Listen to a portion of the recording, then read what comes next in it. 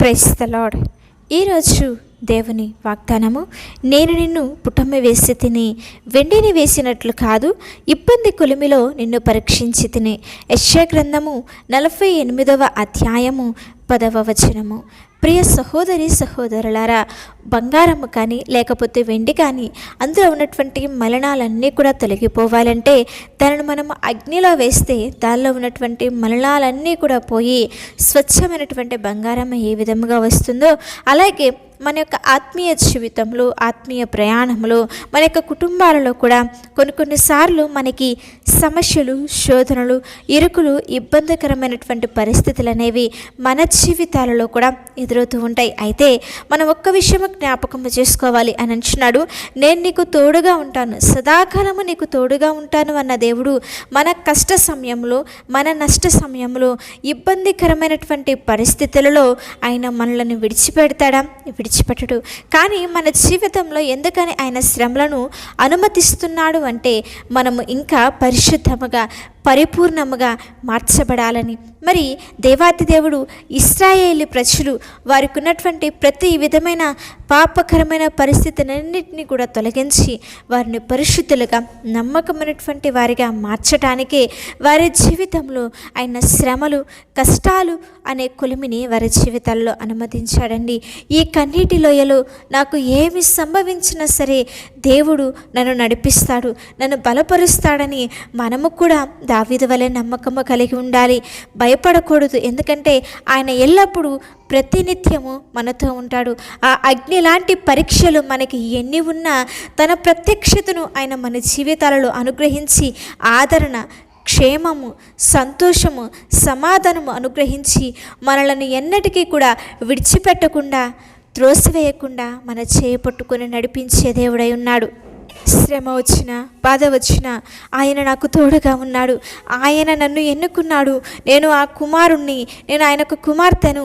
దేనికి కూడా నేను భయపడను. పేదరికమా, నువ్వు నా గుమ్మములోనే కాచుకొని ఉంటే ఉండు, ఆ దేవుడు నాకు తోడుగా ఉంటే నేను ఎన్నటికీ దేనికి కూడా భయపడనని చెప్పి నువ్వు చెప్పగలగాలి. అది అనారోగ్య పరిస్థితుల, ఒకవేళ నీ శరీరంలో బలహీనతలు ఎదురవుతూ నువ్వెంతగానో నలిగిపోతున్నావా, అయితే నువ్వు ఒక్క మాట చెప్పగలగాలి. ఏంటో తెలుసా? అనారోగ్యమా, నా దేవుడు పరమవైద్యుడు, నన్ను స్వస్థపరచడానికి ఆయనే శక్తిమంతుడు, ఆయన నాకు తోడుండగా ఏ అనారోగ్యంలో కూడా నేను భయపడను అని చెప్పి మనము ధైర్యముగా దేవుని సన్నిధిలో నిలబడగలిగే వారముగా ఉండాలి. మన జీవితంలో ఎదురవుతున్న శ్రమలను చూసి, ఇబ్బందులను చూసి చాలా భయపడిపోతాం, దిగులు పడిపోతాం. నాకే ఎందుకు, నా కుటుంబంలోనే ఎందుకు ఈ శ్రమ, ఈ బాధ, ఈ వేదన, ఈ ఇబ్బందికరమైన పరిస్థితి అని చెప్పి ఎంతగానో దిగులు పడిపోతాము కదా. అయితే ఆయన అంటున్నాడు, నేను నిన్ను విడిచిపెట్టలేదు అంటున్నాడు. వెండి వేసినట్లు కాదు, నేను నిన్ను పుటమ వేసి తిని ఆయన సెలవిస్తున్నాడండి. కనుక శ్రమలు మన మంచి కొరకే, శోధనలు మన ఆత్మీయ జీవితంలో మేలు కొరకే అని చెప్పి దేవుని యందు విశ్వాసమును, నమ్మికను కలిగి ఉన్నట్లయితే దావీదు అంటున్నాడు కదా, నా శ్రమలో నేను యెహోవాకు మొరుపెట్టి తిని ఆయన నాకు తోడుగా ఉన్నాడు, నాకు ఉత్తరమిచ్చాడు అని సెలవిచ్చుచున్నట్లుగా మనము కూడా మన శ్రమ కాలంలో, మన కష్టకాలంలో, ఇబ్బందికరమైన పరిస్థితుల్లో ఆ సర్వోన్నతుడైన సజీవుడైన దేవాది దేవునికి మొరుపెడతామండి. ఆయనకు మొరుపెడితే మన ప్రార్థన ఆలకించని దేవుడు కాదు ఆయన. మన ప్రార్థన ఆలకించి మన యొక్క ప్రతి ప్రార్థనకు కూడా జవాబునిచ్చి మన జీవితాలలో సమృద్ధిని, ఆశీర్వాదమును దయచేసే దేవుడు. కనుక గాఢాంధకారపు లాంటి శ్రమలైన, అగాధము లాంటి చీకు చింతలు నీ చుట్టూ ఎన్ని ఉన్నా, నీ కుటుంబంలో ఎన్ని ఇబ్బందికరమైనటువంటి పరిస్థితులైనా, సమాధానం లేక, నెమ్మది లేక, ఇబ్బందికరమైన ప్రతి పరిస్థితిని నువ్వు ఎదుర్కొంటున్నా దేవుని మీద ఆధారపడు. ఆయనకే వదిలివేద్దాము. ఆయన చిత్తానికి మనల్ని మనం అప్పగించుకొని ఈ యొక్క శ్రమలలో, ఈ యొక్క ఇబ్బందికరమైన పరిస్థితులలో దేవుడు నాకు తోడుగా ఉన్నాడు అని చెప్పి ప్రతి పరీక్షలో కూడా మనము నిలబడి ధైర్యముగా ఉండి ఎదుర్కొనగలిగినట్లయితే ఆ సజీవుడైన దేవాతి దేవుడే మనకు విజయమును అనుగ్రహించి మన జీవితాలలో తన కృపతో నింపుతాడు. ఏ విధముగా మరి అగ్నిలో వేసిన తర్వాత ఆ బంగారము శుద్ధ సువర్ణముగా మార్చబడుతుందో, అలాగే మన జీవితాలలో శ్రమకాలము ముగిసిన తర్వాత మనము పడిన శ్రమ కన్నా, కార్చిన కన్నీటి కన్నా కూడా రెండంతల దీవెన, ఆశీర్వాదములతో నింపి మన కుటుంబాలలో మేలు చేసే దేవుడు. కనుక భయపడకుండా, దిగులు పడకుండా భయపడకుండా దేవుని మీద ఆనుకుందాము.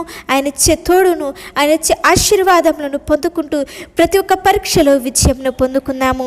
చిన్న ప్రార్థన చేసుకుందాం. ప్రేమామయుడా, కృపగలిగిన మా తండ్రి, సర్వశక్తిమంతుడా, నిరంతర స్తోత్రార్హుడా, అద్వితీయ సత్యవంతుడా, నిన్న నేడు నిరంతరము ఏకరీతిగా ఉన్న మా గొప్ప దేవ, శ్రమలనే కొలిమిలో ఉన్నటువంటి మమ్మలను విడిపించి నడిపించి తప్పించమని ప్రార్థించుచున్నాం. ఎంతమంది బిడ్డలైతే నా తండ్రి నీ యొక్క సహాయం కొరకు, మీ యొక్క మేలు కొరకు ఎదురు చూస్తున్నారో, నువ్వు ప్రతి నిత్యము ప్రతి క్షణము వారితోనే ఉన్నావని ఉంటావు అన్నటువంటి సత్యాన్ని ప్రతి ఒక్కరూ కూడా గుర్తెరిగే దేవా, శ్రమ అయినా, హింస అయినా, కష్టమైన, కరువైన, ఖడ్గమైన భయపడకుండా, దిగులు చెందకుండా నీలో నిరంతరము ఎదిగే భాగ్యమును, నీవిచ్చే శక్తిని, బలమును పొందుకునే కృపను ప్రతి ఒక్కరికి మీరు దయచేయమని వేడుకొనిచ్చినాం. మరి ముఖ్యంగా ఎగ్జామ్స్ రాస్తున్న బిడ్డలున్నారు ప్రభువా, వారు రాస్తున్న ఎగ్జామ్స్లో మీరు తోడుండండి.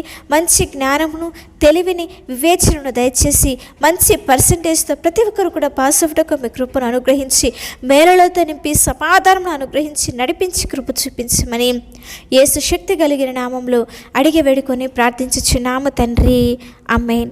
అలాగే మీ యొక్క ప్రార్థన అవసరతలు మాకు తెలియచేసిన యెడల మేమందరము కూడా మీ గురించి ప్రార్థిస్తాము. దేవుని ఉన్నతమైన కృప మీకు, మీ కుటుంబాలకు తోడై ఉండి నడిపించునుగాక.